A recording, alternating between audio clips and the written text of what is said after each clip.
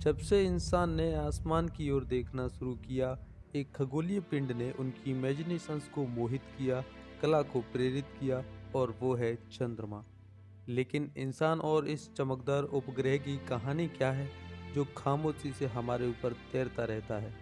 यह एक ऐसी कहानी है जो सपनों, साहस और असंभव को छूने की अनवरत कोशिशों की है। हजारों साल पहले प्राचीन मानवों ने चांद की ओर देखा और यह सोचा कि क्या यह कोई देवता है, कोई आत्मा या कोई दुनिया है जहां पहुंच पाना असंभव है। यह समय का प्रतीक था, देवी शैलिनी का रूप था और शुभ अशुभ संकेतों का वाहक था। हर सभ्यता ने इसके घटते बढ़ते रूपों के इर्द गिर्द कहानियां बुनी, इसे जीवन के आशीर्वादों और श्रापों से जोड़ा।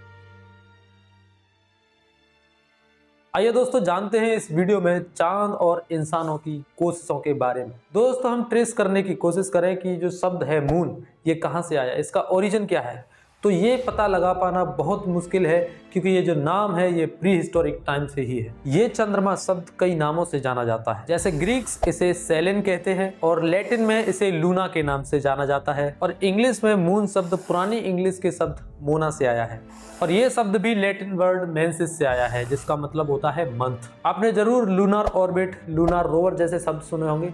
दोस्तों लूनार का मतलब और कुछ नहीं, हर वो चीज जो चंद्रमा से रिलेटेड है उसको लूनार बोला जाता है। जब आदमी ने खुली आंख से चांद को देखना शुरू किया, तब आदमी में उस भारी चीज के बारे में जानने का कौतूहल जागा। वो इटालियन साइंटिस्ट था जिसने सबसे पहले चांद को बारीकी से ऑब्जर्व किया, और उसका नाम था गैलीलियो गैलीली। दोस्तों और ये सब हुआ 1609 में, जब गैलीलियो ने एक चीज बनाई जिसका नाम था टेलीस्कोप। टेलीस्कोप से चीजों को बड़ा करके, चीजों को जूम करके देखा जा सकता था। सदियों तक वैज्ञानिक ये मानते आए थे कि चांद चिकना है, चांद की सतह जो है वो चिकनी है, लेकिन गैलीलियो ने ये सभी धारणाएं गलत साबित कर दी। गैलीलियो ने ऑब्जर्व किया कि चांद की सतह स्मूथ नहीं बल्कि उबड़ खाबड़ है, कहीं पर गड्ढे हैं, कहीं पर पहाड़ हैं, कहीं पर घाटियां हैं, पृथ्वी की तरह। और दोस्तों गैलीलियो के इसी काम ने मॉडर्न एस्ट्रोनॉमी की नींव रखी। चांद पर आदमी के उतरने से काफी पहले स्पेस में स्पेस क्राफ्ट भेजे गए थे।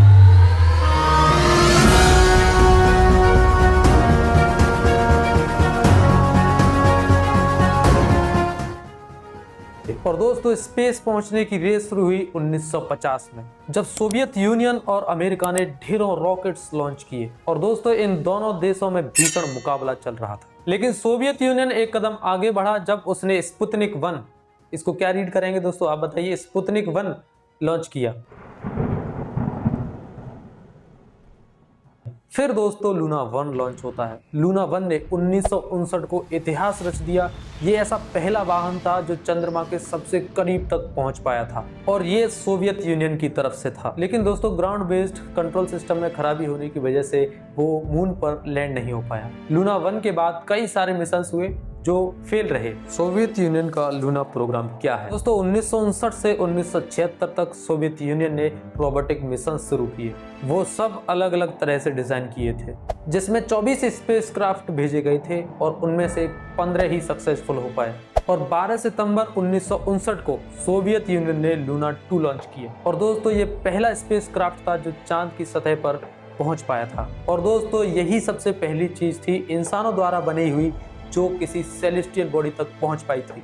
दोस्तों ये मिशन केवल सक्सेसफुल ही नहीं, इसने अमेरिका के स्पेसक्राफ्ट टेक्नोलॉजी को चैलेंज भी कर दिया। फिर सोवियत यूनियन लूना 3 लॉन्च करता है, और ये चांद के उस हिस्से के फोटोग्राफ ले लेता है धरती से जो हिस्सा दिखाई नहीं पड़ता। और ये तीसरा ऐसा क्राफ्ट था जो चांद की सतह के आसपास पहुंच पाया था। शुरुआती दिनों में जब स्पेस क्राफ्ट चांद पर उतरते थे तो चांद से टकराकर टूट जाते थे। दर्जन भर फेल्ड अटेम्प्ट्स के बाद लूना 9 पहला ऐसा अटेम्प्ट था जिसने चांद पर सॉफ्ट लैंडिंग करी, और ये भी सोवियत यूनियन की तरफ से था। और इसके बाद लूना 16 सोवियत यूनियन की तरफ से एक ऐसा क्राफ्ट था जो चांद की मिट्टी को धरती पर लेकर आया था।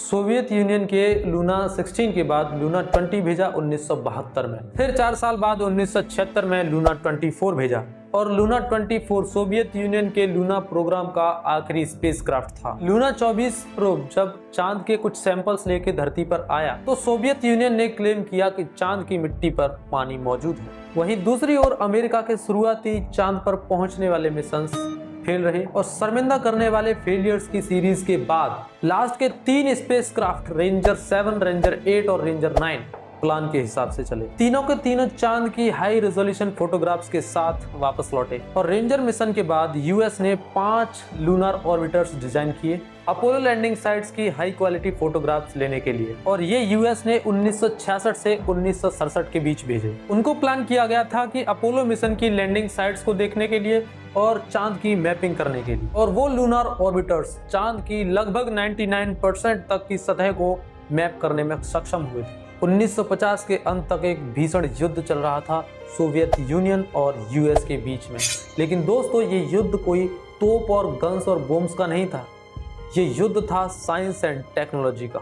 कंपटीशन चल रहा था कि कौन सा देश पावरफुल टेक्नोलॉजिकली एडवांस नेशन है, और इस कंपटीशन के चलते सोवियत यूनियन और यूएस ने काफी सारी चीजें हासिल की। सोवियत यूनियन ने जब 1957 में स्पुतनिक 1 लॉन्च किया तब इस रेस को बहुत ज्यादा स्पीड मिली। फिर एक डॉग को स्पेस में भेजा, फिर अमेरिका एक कदम और आगे आया, उसने एक मंकी को चांद पर भेजकर उसको सेफली वापस लाया। फिर सोवियत यूनियन ने 1961 में एक आदमी को अंतरिक्ष में भेज दिया जिसका नाम था यूरी गागरिन। उसके 8 साल बाद अमेरिका ने एक आदमी को चांद पर भेज दिया।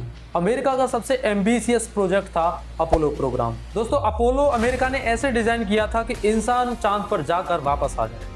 अक्टूबर 1968 को अपोलो 7 लॉन्च किया गया, जो कि पहला मिशन था अपोलो प्रोग्राम में जो क्रू को साथ ले गया था। वैसे तो अपोलो 1 भी इसी इंटेंशन से बनाया गया था कि कोई पहला एस्ट्रोनॉट इससे स्पेस में जाए, लेकिन अनफॉर्चुनेटली 1967 में टेस्टिंग फ्लाइट के दौरान इसके केबिन ने आग पकड़ ली और पूरा का पूरा क्रू मारा गया।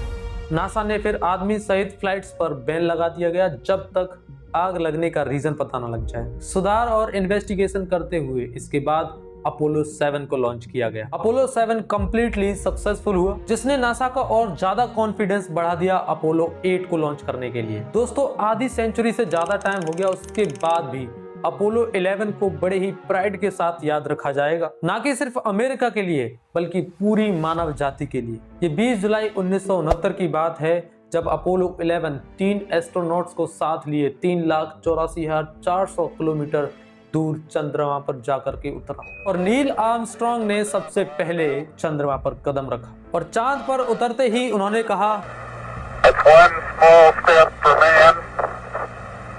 उसके बाद अपोलो 15 ऐसा मिशन था जो चांद पर लैंड हुआ। ये चंद्रमा पर सबसे ज्यादा रहा था बाकी स्पेसक्राफ्ट के मुकाबले। डेविड स्कॉट और जेम्स इरविन काफी दूर तक गए थे उस स्पेसक्राफ्ट के जरिए, और लूनर रोवर की हेल्प से उन्होंने चांद की सतह को काफी एक्सप्लोर किया था। नासा के अपोलो मिशन का सबसे आखिरी स्पेसक्राफ्ट था अपोलो 17। ये दिसंबर 1972 में लॉन्च हुआ था। इसके बाद किसी भी मिशन में इंसान चांद पर नहीं गया। अपोलो 17 का क्रू चांद पर लगभग 75 घंटे तक रहा था, जो पहले किसी भी मिशन से ज्यादा था। इस मिशन में सबसे ज्यादा चांद की सतह को एक्सप्लोर किया गया था। इसमें क्रू ने लगभग 35 किलोमीटर तक चांद की सतह को एक्सप्लोर किया था, और यूजिन केर्नन अपोलो 17 के मिशन कमांडर आखिरी ऐसे इंसान बने जिन्होंने चांद पर पैर रखा था।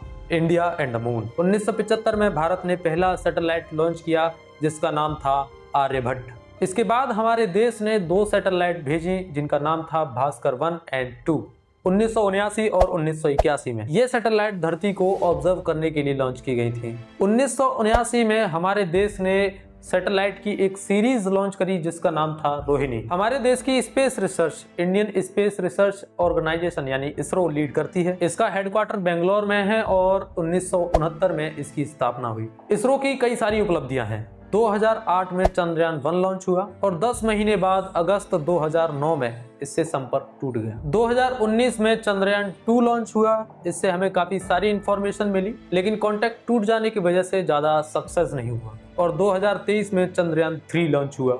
इस मिशन से भारत पूरी दुनिया में ऐसा देश बन गया था जिसने चांद के साउथ पोल पर सॉफ्ट लैंडिंग करके दिखाई थी, और ये इसरो की बहुत बड़ी उपलब्धि थी। दोस्तों 2013 में भारत ने मंगलयान भेजा था जिसे मार्स ऑर्बिटर मिशन यानी मॉम के नाम से भी जाना जाता है। भारत मंगल पर पहली ही कोशिश में सक्सेस हो गया। इससे पहले किसी भी देश ने पहले अटेम्प्ट में मार्स की ऑर्बिट में कोई क्राफ्ट स्टेब्लिश नहीं किया। ये मिशन बाकी मिशंस के मुकाबले काफी कम लागत में पूरा हो गया। इसकी लागत थी 450 करोड़ रुपए। मजेदार बात तो ये है दोस्तों कि मंगलयान केवल 6 महीने की लाइफ स्पेन के साथ डिजाइन किया गया था, लेकिन ये कई सालों तक काम करता रहा और इम्पोर्टेंट डेटा भेजता रहा। मंगलयान की तकनीक उम्र 2022 में ही समाप्त हो गई, जब इसरो ने जानकारी दी कि फ्यूल खत्म होने की वजह से ये डीएक्टिवेट हो गया है। और दोस्तों, वीडियो को छोड़ने से पहले वीडियो को लाइक करके चैनल को सब्सक्राइब जरूर करिएगा और मिलते हैं अगली वीडियो में। तब तक के लिए अपना ध्यान रखिएगा। नमस्कार।